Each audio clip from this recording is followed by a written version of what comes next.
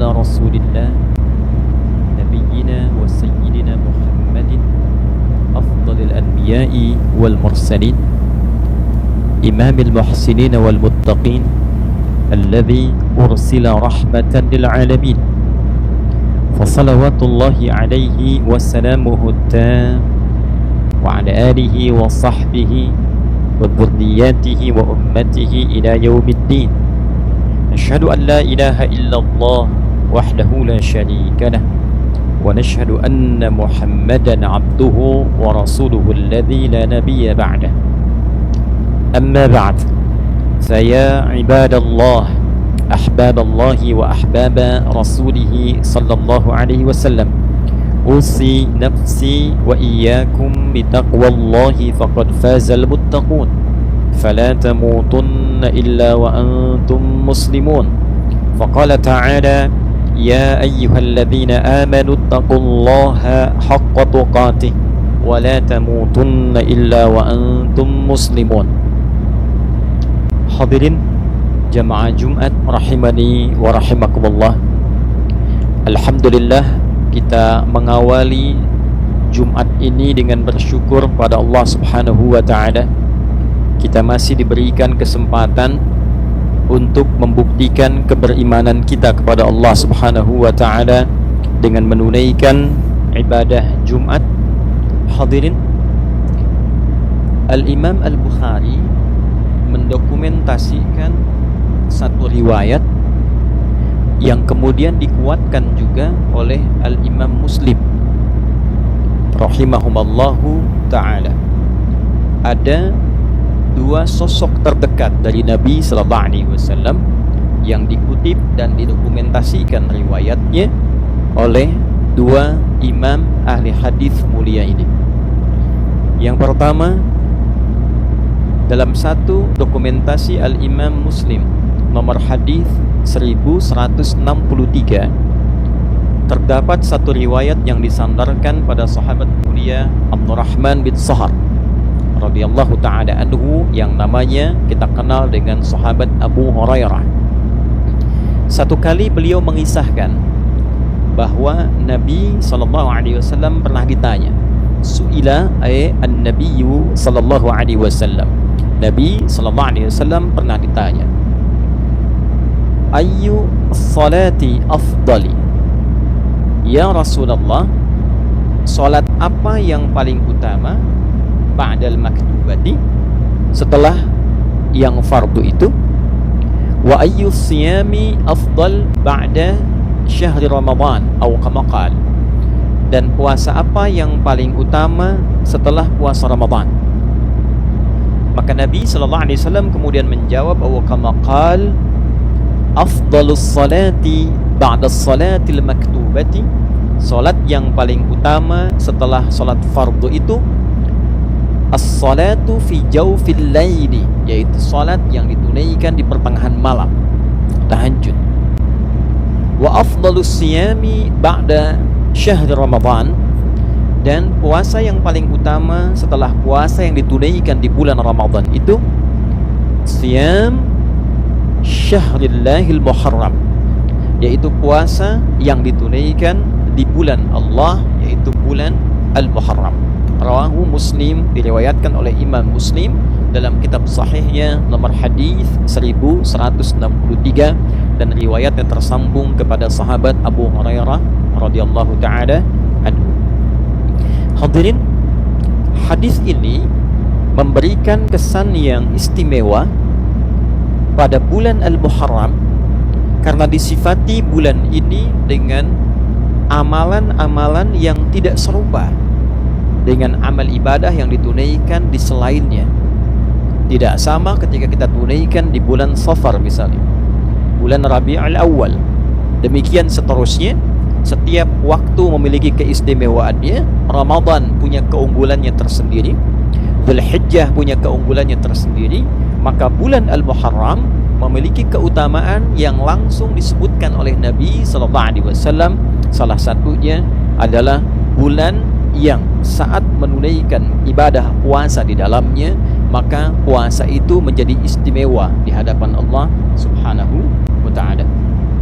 Hadirin sekalian, apa korelasinya ibadah puasa ini dengan bulan Al-Muharram? Atau dalam bahasa yang lebih lugasnya, apa hikmahnya ibadah puasa ini ditunjuk menjadi ibadah yang istimewa di bulan Al-Muharram?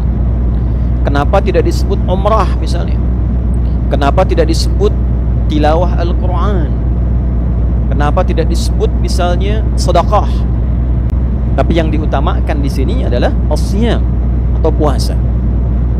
Hadirin, seperti kita ketahui, puasa adalah di antara amal ibadah yang saat ditunaikan di waktu yang sama, dalam kondisi yang sama, bisa meningkatkan ketaatan kepada Allah Subhanahu wa ta'ala, taat, sekaligus juga mencegah pelakunya berbuat maksiat. Seorang yang puasa umumnya bukan hanya menunaikan ibadah fardu yang terjaga, sunnah ingin dia kerjakan, salat sunnah dia tingkatkan, bacaan Al-Quran dia tingkatkan, sedekah dia tingkatkan. Dan inti pada puasa ini yang paling penting adalah ibadah ini memiliki kesan yang istimewa karena mampu dengan menunaikannya secara benar dapat mengendalikan nafsu syahwat manusia, sehingga berpotensi ia meninggalkan perbuatan-perbuatan maksiat dan mencegah perbuatan terlarang di kemudian hari. Seseorang yang menunaikan puasa tentu tidak akan ia mengorbankan puasanya dengan berdusta. Tentu tidak akan terdorong dirinya untuk mencela, akan menahan tangannya untuk mencuri, akan menahan sikapnya untuk mengerjakan selalu perbuatan-perbuatan yang mulia saja. Itulah siyam, itulah fadilah menunaikan ibadah puasa. Dan dengan inilah kemudian para ulama seringkali memberikan highlight, garis bawah, bahwa dengan menunaikan ibadah puasa itu kita mampu mengendalikan diri. Inti puasa pengendalian diri, inti puasa pengendalian nafsu. Seseorang yang mampu mengendalikan nafsunya, maka ia akan mampu mencegah dirinya berbuat maksiat. Itulah sebabnya nafsu ketika disebut dengan fujur di antara namanya, lawannya adalah takwa. Wa nafsi wa ma sawwaha fa'alhamaha fujuraha wa taqwaha. Tujuan puasa mengendalikan nafsu, meningkatkan takwa. Itulah sebabnya ketika 30 hari atau 1 bulan kurang lebih kita menunaikan ibadah puasa Ramadan, tujuan terbesarnya adalah meningkatkan takwa, mengendalikan nafsu. Ya ayyuhalladzina amanu kutiba alaikumus siyam kama kutiba alal ladzina min qablikum la'allakum tattaqun. Dengan menunaikan puasa itu diharapkan takwanya meningkat. Bila takwa sudah meningkat, otomatis nafsunya ditekan. Bila takwa meningkat, taatnya naik, maka maksiatnya ditekan. Maksiat itu cenderung mendorong pelakunya untuk berbuat sesuatu yang terlarang. Perbuatan yang terlarang dalam syariat disebut dengan muharram. Mencuri terlarang, maka mencuri itu muharram. Minum khamar, miras santika itu muharram. Korupsi itu muharram. Berdusta itu muharram. Hukum yang melekatkan pada setiap perbuatan yang dilarang, hukumnya disebut dengan haram namanya. Mencuri itu muharram, hukumnya haram. Korupsi itu muharram, hukumnya haram. Bila kita ingin berlatih meninggalkan segala yang dilarang itu dan memulai pada waktunya kita untuk mempraktekkan itu, di waktu ini saya ingin meninggalkan segala yang dilarang, maka rumusnya di antaranya dalam bahasa Arab, tambahkan al pada nama kalimatnya. Sesuatu yang dilarang muharram, tambahkan al, disebut dengan al-muharram. Maka bulan pertama dalam penanggalan Hijriyah dinamakan dengan al-muharram, bukan sekedar ingin mengabadikan nama itu yang memang sudah ada semenjak di zaman jahiliyah dan jadi konsensus kesepakatan bahwa bila tiba waktu itu, bulan Al-Muharram itu, maka setiap masyarakat berlatih, setiap masyarakat mencoba meninggalkan segala yang dilarang, disepakati oleh masyarakat pada masa itu. Anda bayangkan zaman jahiliyah saja, kalau sudah masuk Al-Muharram, sudah viral dari masa-masa sebelumnya. Jangan bertengkar, jangan saling membunuh, jangan saling menyakiti. Itu ada konsensus. Maka Islam datang mengukuhkan itu sekaligus memberikan satu sinyal isyarat bahwa tidak ada perbedaan syariat zaman-zaman Nabi sebelumnya yang ditutup disempurnakan oleh Nabi Muhammad SAW. Itulah sebabnya ketika satu di antara bulan Hurum disinggung dalam Al-Quran di surah ke-9 At-Taubah di ayat ke-36, ketika Allah mengatakan inna iddatash syuhuri indallahi 12 syahran fi kitabillah yauma khalaqas samawati wal arda minha arba'atun hurum dzalika ad-dinul qayyim fala tadhlimu fihinna anfusakum. Sungguh Allah menegaskan jumlah bilangan bulan yang Allah telah tetapkan sejak mencipta langit dan bumi itu, yang mengiringi perjalanan waktu kita setahun ada 12 bulan. Dari 12 itu ada 4 bulan yang terhormat, bulan Hurum. Bulan kita menjaga diri, menjaga kehormatan, mengevaluasi, meninggalkan maksiat. Itulah ketentuan agama yang benar. Maka bila telah tiba di 1 bulan itu, maka jangan sampai kita melakukan perbuatan-perbuatan yang terlarang. Jangan menzalimi diri. Lisan itu fungsinya bicara yang baik.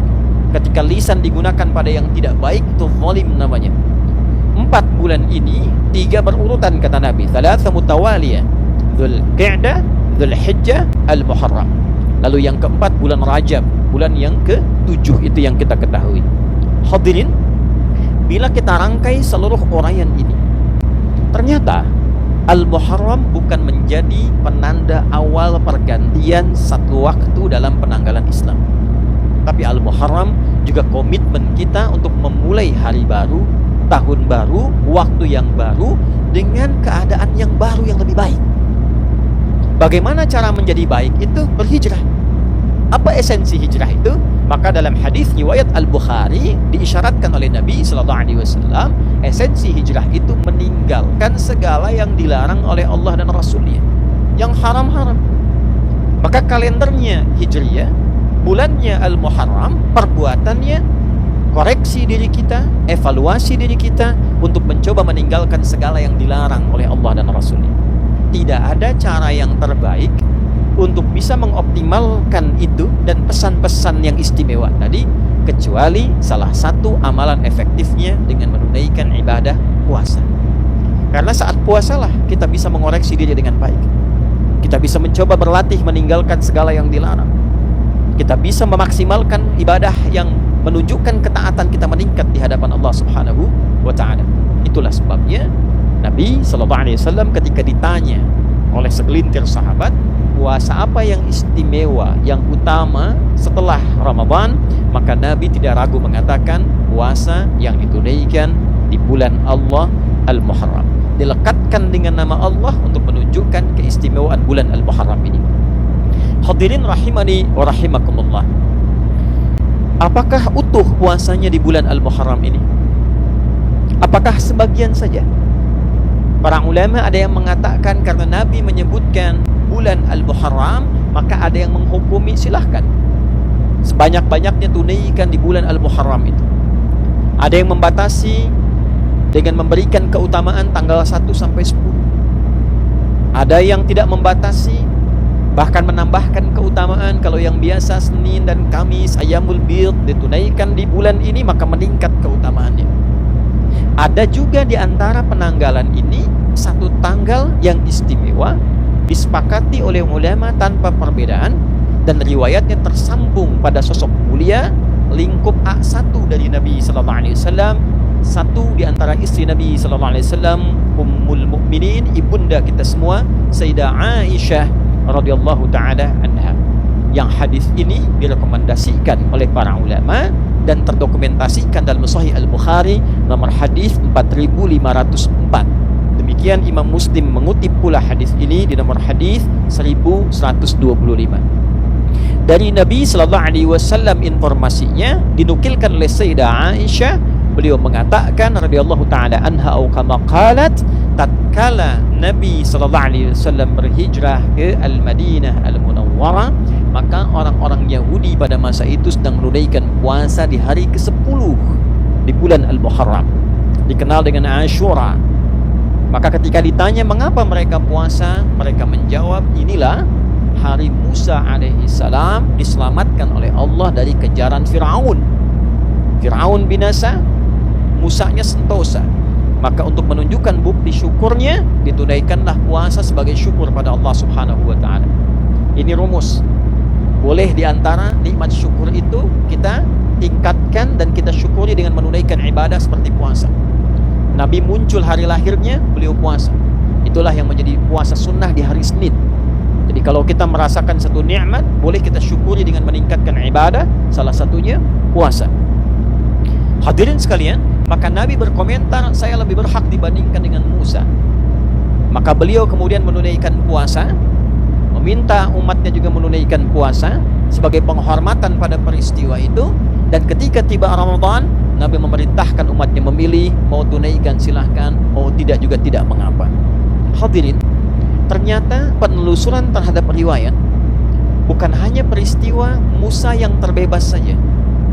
Nabi Adam alaihissalam turun ke bumi dan diterima taubatnya oleh Allah setelah menyampaikan kalimat indah yang diterima dari Allah, Rabbana zalamna anfusana wa illam taghfir lana wa tarhamna lanakunanna minal khasirin, yang diabadikan di Al-A'raf itu ternyata terjadinya 10 Al-Muharram.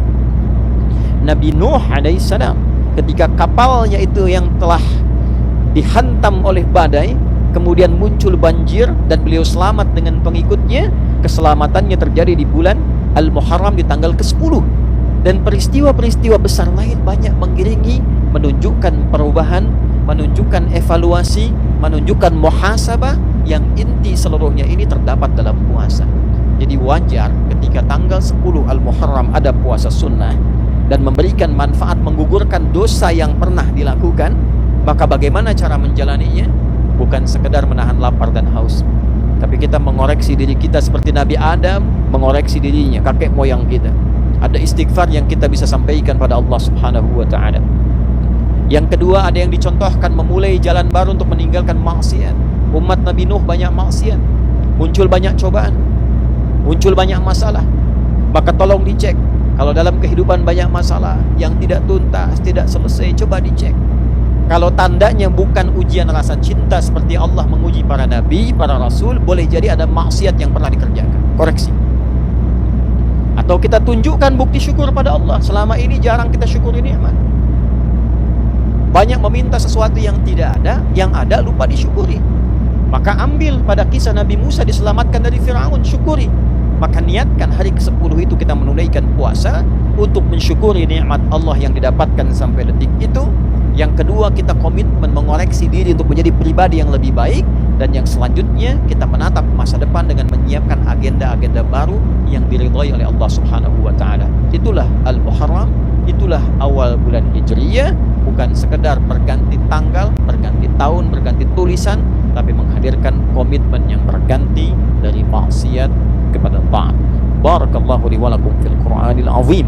ونفعني وإياكم بما فيه من الآيات والذكر الحكيم وتقبل مني ومنكم تلاوته إنه هو السميع العليم ادعوا الله يستجب لنا ولكم جميعا.